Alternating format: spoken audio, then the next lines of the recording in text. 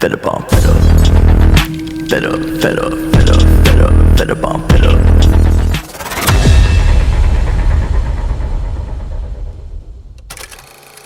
ஹே case எல்லாரும் எப்படி இருக்கீங்க? இனி நம்ம என்ன அனிமே பார்க்க போகிறோம்னா ஹஜிமே நோ இப்போ சீரிஸோட சீசன் 1 எபிசோட் நம்பர் 50 தான் பார்க்க போகிறோம். இதுக்கு முன்னாடி அப்லோட் பண்ண எபிசோட்ஸ் தான் நீங்கள் பார்க்கலனா டிஸ்கிரிப்ஷனில் லிங்க் தரேன், மறக்காம போய் பார்த்துட்டு வந்துருக்கேன். இந்த எபிசோட் பயங்கரமாக இருக்கும். ஸோ கடைசி வரைக்கும் ஸ்கிப் பண்ணாமல் பாருங்கள். சரி வாங்க நம்ம டைம் வேஸ்ட் பண்ணாமல் கதைக்குள்ளே போயிடலாம்.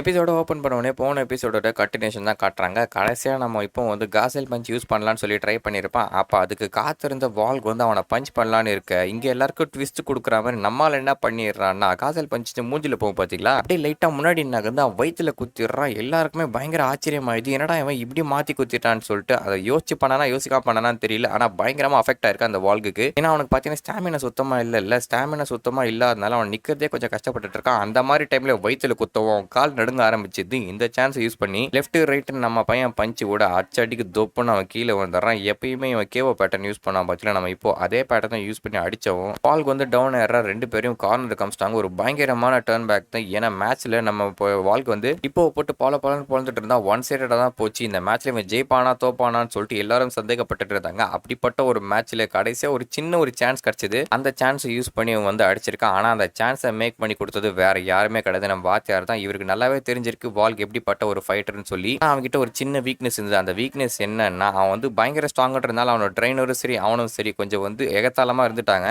அதை நம்ம வாத்தியார் நல்லாவே யூஸ் பண்ணிட்டு அவனோட ஸ்டாமினா வந்து குறைக்க ட்ரை பண்ணியிருக்காரு. ஃபர்ஸ்ட்ல இருந்தே இப்போக்கு அதை தான் சொல்லி கொடுத்துருக்காரு. முன்னாடியே ப்ரெடிக்ட் பண்ணி வச்சிட்டாரு போல இந்த மாதிரி நடக்கும்னு. என்னதான் பளிச்சுன்னு வெளிச்சம் அடிச்சாலும் எல்லாருமே பின்னாடி இருக்க நிழல வந்து பார்க்க மாட்டாங்க. அதே மாதிரி தான் அவன் ஸ்ட்ராங்கான ஃபைட்டர்ன்றதுனால நீங்களும் கண்ணை மூடிட்டீங்க அந்த ஸ்டாமினான்ற ஒரு சின்ன விஷயத்துல அதை நான் யூஸ் பண்ணிக்கிட்டேன் அப்படின்ற மாதிரி தான் நம்ம வாத்தியார் யோசிச்சுக்கிட்டு இருக்காரு. கரெக்டா பாத்தீங்கன்னா அவர் எந்த இடத்துல அடிச்சா வலிக்குமோ அந்த இடத்துல அடிச்சிருக்காரு. இப்போதான் இந்த ட்ரெயினருக்கும் வந்து மொத்த விஷயமும் புரியுது. நான் வந்து கேவலமா ஒரு விஷயம் பண்ணிட்டேன், இது பாக்ஸரோட தப்பு இல்லை, ஒரு ட்ரெயினர் என்னோட தப்பு தான். நான் வந்து பைத்தியக்காரத்தனமா ஜெயிச்சிருவான் கண்மூடித்தனமா நம்பினதுனால ஒரு சின்ன மிஸ்டேக் மேக் பண்ணிட்டேன். அந்த மிஸ்டேக்னால இப்போ அவன் டவுன் ஆயிட்டான். ஒரு பயங்கரமான டர்ன் பேக். அது மட்டும் இல்லாம இந்த பஞ்ச் வாங்கினதுக்கு அவன் ஏஞ்சி போனானே தெரியல. ஏன்னா இது வரைக்கும் இந்த ஒரு மோசமான நிலைமையில அவன் தள்ளப்பட்டதே கிடையாது. எல்லா ஆப்போனன்ட்ஸும் அவன் தான் பொழந்திருக்கான். ஃபர்ஸ்ட் டைமா நம்ம இப்போ கையில இப்படி ஒரு அடியை வாங்கியிருக்கான். ஸ்டாமினா பார்த்தீங்கன்னா சுத்தமா இல்லை அவனுக்கு. இந்த ஒயிட் ஃபேங்கை யூஸ் பண்ணா கூட பயங்கர ஸ்டாமினா தேவைப்படும். அப்படின்னா அதை மறுபடியும் யூஸ் பண்ண முடியுமா முடியாதான்னு தெரிய அளவுக்கு ஒரு நிலைமை இருந்திருக்கு. இவன் திரும்பி ஏஞ்சிப்பானான்னு சொல்லிட்டு யோசிச்சுக்கிட்டு இருக்காங்க. வாத்தியார் கணக்குப்படி பார்த்தீங்கன்னா இந்த ரவுண்டோட மேட்ச் முடிஞ்சிடணும். கண்டிப்பா அவனால் ஏஞ்சிக்க முடியாது. ஏன்னா அவன் ஃபர்ஸ்ட் விஷயம் ஸ்டாமினா மொத்தமா குறைச்சிட்டாங்க. குறைச்ச அடுத்த செகண்ட் நம்ம ஆள் வந்து பஞ்சை கொடுத்துருக்கான். காசல் பஞ்ச் தான் குடிச்சான். ஆனா நம்ம ஆளு வாத்தியாரே ப்ரெடிக்ட் பண்ண ஒரு விஷயத்த செஞ்சா அது என்னன்னா அவன் வந்து முன்னாடி போயிட்டு வயிற்றுல குத்துட்டான். பெஸ்டான ஒரு பஞ்சு தான் சொல்லுவேன். இது வந்து கோஇன்சிடென்ஸா இல்லை இவன் திங்க் பண்ணி பண்ணானான்னு தெரியல.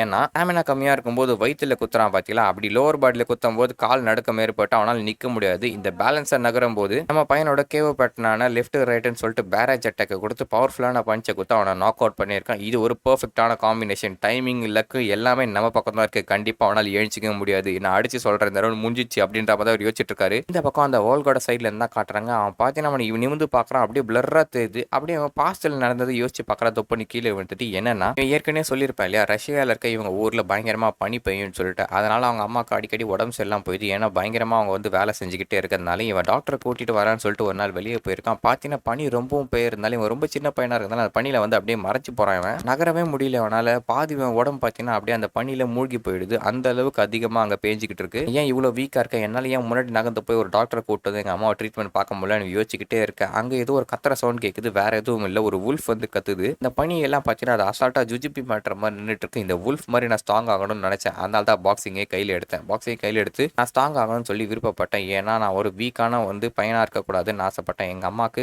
பலமான பையனா இருக்கணும்னு ஆசைப்பட்டேன். அதுக்காக பாக்ஸிங் எடுத்து இந்த அளவுக்கு வந்திருக்கேன். இங்க வந்து நான் விட்டு கொடுத்தேன்னா அது எல்லாமே வேஸ்டா போயிடும். அன்னைக்கு இருந்ததுக்கும் இன்னைக்கு இருந்ததுக்கும் எந்த ஒரு டிஃபரன்ஸுமே கிடையாது. நான் வந்து வீக்காவே இருப்பேன். அப்படி நான் இருக்கிறதுக்கு விருப்பமே படலன்னு சொல்லிட்டு அவன் பார்த்தீங்கன்னா எழுந்துக்க ஆரம்பிக்கிறான். கொஞ்சம் கொஞ்சமா அவன் பார்த்தீங்கன்னா 7க்கு மேலே போய் ஃபைட்டிங் போஸ் எடுத்து வச்சாதான் பாக்ஸிங் மேட்ச் ஆரம்பிப்பான். மறுபடியும் இவனும் பார்த்தீங்கன்னா எப்படியாவது நான் இந்த ஃபைட்டிங் போஸை எடுத்து வைக்கிறேன்னு சொல்லிட்டு போஸையும் எடுத்து வச்சிடறான். மறுபடியும் மேட்சை ஸ்டார்ட் பண்ணிடுறாங்க. இப்படி ஒரு ட்விஸ்ட் வரும்னு யாருக்குமே தெரியாது. ஏன்னா நம்ம வாத்தியார் ப்ரெடிக்ட் பண்ணபடி இந்த ரவுண்ட்லேயே முடிஞ்சிருக்கணும். ஆனால் இவனும் விட்டு கொடுக்குற மாதிரி இல்லை. ஏன்னா இந்த இடத்துக்கு வரத்துக்கு இவனும் பயங்கர கஷ்டப்பட்டிருக்கான். இப்போதான் அந்த திறமையை வந்து காமிக்கிறான். மறுபடியும் மேட்ச் ஸ்டார்ட் ஆகுது. ஆனால் இந்த பக்கம் எல்லா விஷயமே நம்மால் பக்கம் தான் இருக்குது. இப்போக்கு தான் சாதகமாக இருக்குது. ஏன்னா பயங்கர டேமேஜ் வாங்கியிருக்கா, ஸ்டாமினாவும் சுத்தமாக இல்லை. அதே பக்கம் பார்த்தீங்கன்னா நம்ம இப்போக்கு ஸ்டாமினா கொஞ்சமாக இருக்குது. இருக்கிற ஸ்டாமினா வச்சு மேட்சை முடிக்கணும்னு சொல்லிட்டு என்ன பண்ணா அடிக்க ஆரம்பிக்கிறான். அப்படியே ரோப் சைடு போய் விழ, அந்த ரோப் இருக்கிறதுனால தான் வால் தப்பிச்சிட்டே இருக்கான், இல்லைனா கீழே விழுந்துருப்பான். ஏன்னா இவன் அடிக்கும் போது அப்படியே ரோப்பில் சாஞ்சிட்டு அப்படியே வந்து தட்டு மாதிரி தான் நின்றுட்டு இருக்கான். நிற்க கூட முடியல அவனால. அவ்வளோதான் மேட்ச் முடிஞ்சிருமா அப்படின்ற மாதிரி எல்லாரும் பார்த்துக்கிட்டே இருக்க. எல்லாருக்குமே அப்படியே வாய் அடைக்கிற மாதிரி இந்த வால்க்கு என்ன பண்ணுறான், மறுபடியும் பஞ்ச் பண்ண ஆரம்பிச்சான். என்னடா இவன் இவ்வளோ ஸ்டாமினா போன பிறகு பஞ்ச் பண்ணுறான் அப்படின்னா இவன் விட்டு கொடுக்கூடாதுன்னு ஆசைப்படுறான். இந்த நிலைமையிலையும் வந்து இப்படி நிற்கிறான்னா இவனுக்கு தைரியம் அதிகம்டா அப்படின்ற மாதிரி யோசிச்சுக்கிட்டு இருக்கேன். அவனோட வாத்தியார் என்ன யோசிக்கிறான்னா, நான் பண்ண பயிற்சிக்கர்த்தா இருந்தாலும் இவன் இப்படி அடி வாங்கிட்டு இருக்கான். இவன் வந்து இந்த ரவுண்ட் எப்படியா நின்றுட்டான்னா போதும், நான் என்ன அட்வைஸ் கொடுப்பேன், இவங்கிட்ட சொல்ல வேண்டிய ஒரே ஒரு விஷயம் மட்டும் இருக்குன்ற மாதிரி இவர் யோசிச்சுக்கிட்டு இருக்காரு. எப்படியாவது இந்த ரவுண்டு நின்றுறான்னு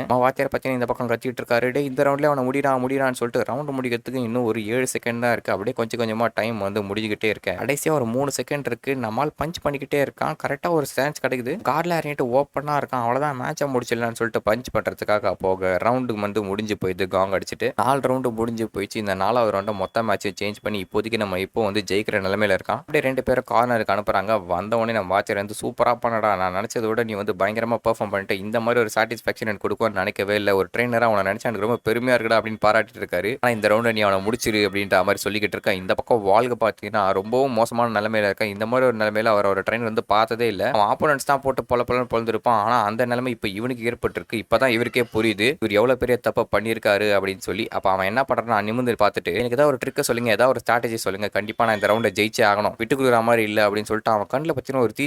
இதை பார்த்தவனே இவர் என்ன சொல்றான்னா, கிட்ட ஒரு விஷயத்த சொல்லணும்னு ஆசைப்பட்டான். ஆனால் இப்போ இருக்க ஒரு நிலைமையில உங்ககிட்ட சொல்லணுன்ற அவசியமே இல்லை. ஏன்னா உன் கண்ணில் இன்னும் நம்பிக்கை சாகவே இல்லை. கண்டிப்பாக உன்னால ஜெயிக்க முடியுதுன்னு நினைக்கிறேன். கிட்ட இருக்க எல்லா ஸ்டாமினா யூஸ் பண்ணி இந்த பஞ்சை நீ கொடு, கண்டிப்பாக இந்த ரவுண்டில் நீ வின் பண்ணலாம், விட்டு மட்டும் கொடுத்துடாத அப்படின்னு சொல்லிட்டு தான் அனுப்புறாரு. இந்த பக்கம் நம்ம வாத்தியார சும்மா இல்லை, அவரும் பார்த்தீங்கன்னா என்கரேஜ் பண்ணி அமைச்சிட்டு இருக்க. பரவாயில்ல, சூப்பராக பண்ணிங்க வாத்தியார், நீங்க ப்ரெடிக்ட் பண்ணது எல்லாமே என்னதுச்சு, அவ்வளோதான் இப்போ ஜெயிச்சிருவான்ற மாதிரி மேனேஜர் சொல்லிக்கிட்டு இருக்க. இல்லை ப்ரெடிக்ட் பண்ணது எல்லாமே நடந்து தான் இருந்துச்சு. ஆனால் ஒரே ஒரு மிஸ்டேக் பண்ணிட்டா. அது என்ன தெரியுமா, ரவுண்ட் 4 இந்த மேட்ச் முடிஞ்சிருக்கணும். ஆனால் அந்த பையன் எழுச்சி நின்ட்டான். அவன் எழுச்சி நிப்பான் நான் நினச்சி கூட பார்க்கலாம். அவன் ஒரு பயங்கரமான ஃபைட்டர் தான். இந்த மேட்ச் என்ன நடக்க போகுதுன்னு தெரியல. 2 பேரில் யாரோ ஒருத்தர் கீழே விழுந்ததாகணும். அது யாருன்றது தான் தெரிய போகுது. இன்னும் கொஞ்சம் நேரம் தான் இருக்குது, அது கூடிய சீக்கிரம் தெரிஞ்சிரும் அப்படின்ற மாதிரி அவர் பேசிட்டு இருக்காரு. 2 பேரும் பார்த்தீங்கன்னா கிட்ட வராங்க. அதே மாதிரி பொசிஷன் தான் வைக்கிறாங்க. ஃபைட்டிங் போஸும் இல்லை, கார்டிங் போஸும் இல்லை. இது என்ன போஸ்ட்னா நிற்க முடியாமல் நின்றுட்டு இருக்காங்க. அதாவது என்ன சொல்ல வராங்க, 2 பேரும் இப்போ மாற்றி பஞ்ச் பண்ணிக்க போகிறாங்க. அதில் முதல்ல யார் விழுறாங்களோ அவங்க வந்து தோத்துருவாங்க அப்படின்ற மாதிரி மனசெல்லாம் திடப்படுத்திட்டு தான் வந்து நிற்கிறாங்க. 2 பேருக்குமே தெரியும் ஸ்டாமினா வந்து ரொம்பவும் கம்மியாக இருக்குன்னு சொல்லிட்டு இந்த ரவுண்ட் நிற்கிறது ரொம்ப கஷ்டமான விஷயம். அதனால் இப்போவே மேட்சை முடிக்கணும் அப்படின்ற ஒரு முடிவோடு 2 பேரும் அப்படியே நெருங்கிட்டு இருக்கு. சுற்றி இருக்க ஆடியன்ஸ் எல்லாம் ஒரு ஆர்வத்தோட தான் பார்த்துட்டு இருக்காங்க, என்னடா நடக்க போகுது அப்படின்னு. காங் அடிச்ச அடுத்த செகண்ட் 2 பேரும் பஞ்ச் பண்ண ஆரம்பிக்கிறாங்க. மாற்றி கொடுத்துக்கிட்டே இருக்க. நம்ம இப்போவும் விட்டு கொடுக்குற மாதிரி இல்லை, அந்த வால்கும் விட்டு கொடுக்குற மாதிரி இல்லை. இவன் ஒரு பஞ்சு கொடுத்தா அவன் ஒரு பஞ்சு கொடுக்குறான், அவன் கொடுத்தா இவன் ஒன்று கொடுக்குறான். லெஃப்ட்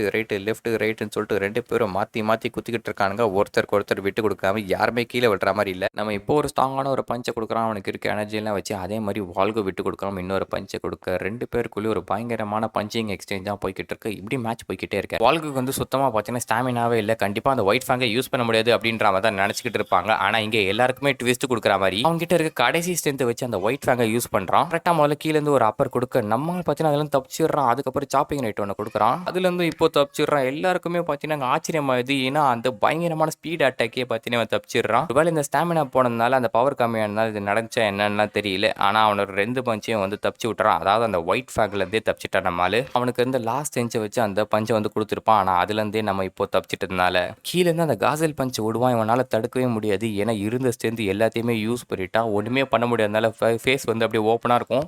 அடிக்க பார்த்தீங்கன்னா அப்படியே போயிட்டு அவன் முட்டி போட்டு தொப்புன்னு கீழே விழுந்துருவான். ஆடியன்ஸ் எல்லாருக்குமே பார்த்தீங்கன்னா மிகப்பெரிய ஒரு அதிர்ச்சி தான். என்ன நடந்துச்சுன்னே தெரியாது இவங்களுக்கு. ஏன்னா இவங்க 2 பேரும் பஞ்ச் பண்ணிக்கிட்டு இருக்கும்போது அவங்களுக்கு ரொம்ப நேரம் நடந்த மாதிரி இருக்கும். ஏன்னா 2 பேருக்கும் ஸ்டாமினா ரொம்ப கம்மியாக இருந்துச்சு இல்லையா. அதனால இந்த ஒரு செகண்டும் ஒரு யுகம் மாதிரி இருந்தது அப்படின்ற மாதிரி தான் யோசிச்சுட்டு இருப்பாங்க. ஆனால் ஒரே செகண்ட்ல மொத்த மேட்சுமே சேஞ்ச் ஆயிருக்கும். இவன் அந்த பஞ்சை டாச் பண்ணியிருப்பான். அது மட்டும் இல்லாமல் அந்த காசல் பஞ்சை யூஸ் பண்ணிட்டான். அவ்வளோதான் மேட்ச் முடிஞ்சிச்சு அப்படின்ற மாதிரி பார்த்துட்டு இருக்க. இந்த வால்க்கு பார்த்தீங்கன்னா அப்பவும் விட்டு கொடுக்காம ஏஞ்சி நிற்கிறான். ஒருவேளை இவன் சண்டை போட ஆசைப்படுறானா அப்படின்ற மாதிரி பார்த்துக்கிட்டே இருக்கான். அவன் கையை வந்து உயர்த்த தான் ட்ரை பண்ணுறான். எங்கள் அம்மாவுக்கு வந்து நான் ஒரு நல்ல பிள்ளையாக இருக்கணும், நான் வந்து ஒரு ஸ்ட்ராங்கான பையனாக இருக்கணும், அதனால் இந்த இடத்துல நான் விட்டு கொடுக்க மாட்டேன். அம்மா இப்போ தான் எனக்கு ஒரு விஷயம் புரிஞ்சிருக்கு. அது என்ன தெரியுமா, நான் வந்து பாக்ஸிங்கை ரொம்ப விரும்புகிறேன்னு நினைக்கிறேன், எனக்கு பாக்ஸிங் ரொம்ப பிடிக்கும் அப்படின்ற மாதிரி யோசிச்சுக்கிட்டே அப்படியே கையை நிமித்த ட்ரை பண்ணுறான். ஆனால் அவனால் முடியல. அப்படியே தொப்புன்னு கீழே விழ 10 கவுண்ட்டும் மாறி போயிடுது. அவ்வளோதான் மேட்ச் முடிஞ்சு போய் நம்ம இப்போக்கு வினை கொடுத்துட்றாங்க. ஒரு பயங்கரமான ட்விஸ்ட் தான். ஆனால் ஒரு சூப்பரான மேட்ச் தான் சொல்லுவேன். இது வரைக்கும் நடந்த மேட்ச்சில் ஒரு ஆஃப் த பெஸ்ட் மேட்ச். அதான் ஜெயிச்சிட்டேன்னு சொல்லுவோம். வாத்தியார் வந்து அவனை தூக்கி பிடிச்சிட்டு அப்படியே என்கரேஜ் பண்ணிக்கிட்டு யோசிச்சுட்டு இருக்காரு என்னோட வேர்ல்டு டைட்டில் ஜெயிச்ச மாதிரி. ஏன்னா சூப்பரான ஒரு மேட்ச் போச்சு. வால்காக ஸ்ட்ரக்சர்லாம் எடுத்துன்னு வருவாங்க. ஆனால் இருந்தாலும் நான் நடக்க முடியும் அப்படின்னு சொல்லிட்டு நம்ம இப்போ கிட்ட தான் வந்து பேச ஆரம்பிக்கிறோம். 2 பேரும் ஒரு நல்ல மேட்ச் ஆடணும்னு சொல்லிட்டு. அப்போ இந்த வால்கோட ட்ரெயினர் வந்து இப்போட ட்ரெயினர் இருக்காரு இல்லையா நம்ம வாத்தியார், அவரை பார்த்து தான் யோசிச்சுட்டு இருக்காரு. என்னதான் இவர் வந்து பார்க்கறதுக்கு இப்படி இருந்தாலும் இப்படிப்பட்ட ஒரு ட்ரெயினராக இருப்பாருன்னு நினச்சி கூட பார்க்கல. இவர்கிட்ட நிறைய விஷயங்களை கற்றுக்கணும். ஒரு நல்ல வாத்தியார் அப்படின்னு சொல்லிட்டு அவருக்கு தலை வணங்குறாரு. இந்த ஜாக்கி சேனில் கராத்தே கிட்ல பண்ணுவாங்களே அந்த மாதிரி அவரை பார்த்தீங்கன்னா ஓகே விடுங்க எல்லாமே லக்குதா அப்படின்ற மாதிரி பேசிகிட்டே இருக்கு. இப்போ தப்புக்கட்டே கீழே ஊதுறா அந்த ஸ்ட்ரக்சர் எத்தனை வந்தாங்க பார்த்தீங்களா, அது வாழ்க்கைக்கு எடுத்துருப்பாங்க. ஆனால் நம்மால் அதில் தூக்கி போட்டு போகிறாங்க. ஏன்னா இவன் பயங்கர டயர்டாக இருக்கான் போல. அடி வாங்கி அவள் தான் பெட்டில் நான் ஜெயிச்சிட்டேன், யோ காசு முடியா அப்படின்னு சொல்லிட்டு நம்ம டக்கமரம் இந்த பக்கம் திரும்பிட்டு பார்த்தா அந்த ஏஜி டாட்டா எங்கேருந்து ஓடி போயிட்டு இருக்கிறாரு. இந்த போய் ஜெயிச்சிட்டானா கண்டிப்பாக அப்போ என்னோட பெல்ட் எடுக்கிறதுக்காக தான் வரும். ஆனால் கூடிய சீக்கிரம் அதை விட்டு கொடுவோன்னு மட்டும் நினைக்காது. களத்தில் சந்திப்போம் அப்படின்ற மாதிரி தான் அவர் அங்கே யோசிச்சுட்டு இருக்காரு. அவரும் பயங்கர ஆர்வமாக இருக்காரு போல இந்த மேட்சை பார்த்துட்டு. இந்த பக்கம் நம்ம ஆள் அப்படியே ஆம்புலன்ஸை கூட்டு போயிட்டு இருக்காங்க. கட் பண்ணி கொஞ்சம் நாள் கழிச்சு தான் காட்டுறாங்க. ஒரு 3 நாள் கழிச்சு நம்ம ஆள் வந்து அப்படியே வந்து ஹாஸ்பிட்டலில் அட்மிட் ஆகி வச்சிருக்காங்க. அவங்க அம்மா வந்து பக்கத்தில் உட்காந்துட்டு என்னடா இவன் இப்படி அடி வாங்கிட்டு வந்திருக்கான், ஆனால் ரொம்ப சந்தோஷமாக தான் இருக்குது. இவன் வந்து சின்ன பசங்களோட ஹீரோ ஆயிட்டானாமே அப்படின்ற மாதிரி தான் இவங்க யோசிச்சுட்டு இருக்காங்க. இப்படி இவங்க யோசிச்சுட்டே இருக்க யாரோ கதவு தட்டு உள்ள வராங்க. யாருன்னு பார்த்தா அந்த வால்க்கு தான் இவனை மீட் பண்ணுறதுக்காக வந்திருக்கான். மன்னிச்சிருங்க உங்கள் பையன் இப்படி ஆனதுக்கு காரணம் நான் தான் அப்படின்ற மாதிரி சொல்ல அப்படின்னு பார்த்தா நீயும் தானப்பா அடி வாங்கியிருக்க, அதெல்லாம் ஒன்றும் பிரச்சனை இல்லைப்பா, இது ஒரு மேட்ச் தானே, அதனால இதெல்லாம் தட்டி விடு அப்படின்ற மாதிரி தான் அவங்க அம்மா சமாதான பற்றி உட்கார வைக்கிறாங்க. உட்கார வச்சவொடனே அவங்க ஆப்பில் அரிஞ்சு கொடுக்க கட் பண்ணிக்கிட்டே இருக்கும்போது இவன் அவங்க அம்மாவோட சாயலை வந்து பார்க்குறான். அவங்க அம்மா வந்து எப்படி செஞ்சு கொடுப்பாங்களோன்னு சொல்லிட்டு அந்த சாதாரண ஆப்பிள் சாப்பிடும்போது கூட அவங்க அம்மாவோட டேஸ்ட் வருது. தாய்ப்பாசம் எங்கே போனாலும் ஒன்று தாண்டா அப்படின்ற மாதிரி ஒரு சீரை காட்டுவாங்க இதில். சரி ஓகே அவனை வந்து டிஸ்டர்ப்லாம் பண்ணாதீங்க, அவன் நல்லா தூங்கட்டும், இந்த மேட்ச் வந்து நல்லா தான் இருந்தது, சும்மா அவனை பார்த்துட்டு போகிறதுக்காக தான் வந்தேன், அவன் எழுந்தானா என்ன நான் வந்தேன்னு மட்டும் சொல்கிறேங்க அப்படின்னு சொல்லிட்டு அவங்க வந்து கிளம்பி போக தம்பி ஒரே நிமிஷம் இருப்பா அப்படின்னு சொல்லிட்டு ஒரு ஆப்பிள் மட்டும் அவனுக்கு கொடுத்து அனுப்புறாங்க. அவனும் பார்த்தீங்கன்னா வெளியே என்ன யோசிச்சுட்டு வரானா, என் அம்மாக்கு என்ன எழுதுன்னு சொல்லிட்டு பயந்துட்டே இருந்தேன், ஏன்னா நான் தோத்துட்டேன் இல்லையா, அதனால என்ன இப்போ பேசுறதுன்னு சொல்லிட்டு மனசுக்குள்ள ஒரு பதட்டம் இருந்துட்டே இருந்துச்சு. ஆனால் இப்போ எனக்கு நல்லாவே தெரிஞ்சு போயிடுச்சு. நான் நிறைய விஷயங்களை லெட்டரில் எழுத போகிறேன், எல்லாத்தையும் எழுதிட்டு எண்டிங்கில் என்ன தெரியாம எழுத போகிறேன், உங்கள் பையன் எங்கே ஹார்ட் ஒர்க் பண்ணுறான் அப்படின்னு சொல்லிட்டு. ஏன்னா நான் பையன் ஹார்ட் ஒர்க் பண்ணி தனக்கு பிடிச்ச விஷயங்களை செய்கிறான்னு சொல்லிட்டு அவங்க தெரிஞ்சுக்கிட்டாங்கன்னா ரொம்பவும் சந்தோஷப்படுவாங்க. எப்படி இப்போவோட அம்மா வந்து அவன் பாக்ஸிங் வந்து பண்ணி பயங்கர அடி வாங்கினாலும் பண்ணும்போது அவன் சந்தோஷமாக இருக்கான்னு நினைக்கும் போது அவங்க வந்து ஹாப்பி ஆகிறாங்க இல்லையா, அந்த மாதிரி என்னோட அம்மாவும் நான் வந்து சந்தோஷமாக இருக்கேன்னு நினச்சா அவங்க மனசு திருப்தி அடையும். அதுதான் நான் எழுத போகிறேன் அப்படின்ற மாதிரி இவன் யோசிக்க அப்படியே ஒரு ஹாப்பி எண்டிங்காக இந்த எபிசோட முடிக்கிறாங்க. இந்த எபிசோட் எப்படி இருந்துன்னு சொல்லிட்டு மறக்காம கமெண்ட் செக்ஷனில் சொல்லுங்கள். இதே மாதிரி நிறைய இன்ட்ரெஸ்டிங்கான அனிமேஷன் நினச்சிங்கன்னா நம்ம சேனல் மறக்காம சப்ஸ்கிரைப் பண்ணிங்க. அடுத்த வீடியோவில் உங்களை சந்திக்க போகிறேன். Tata bye bye.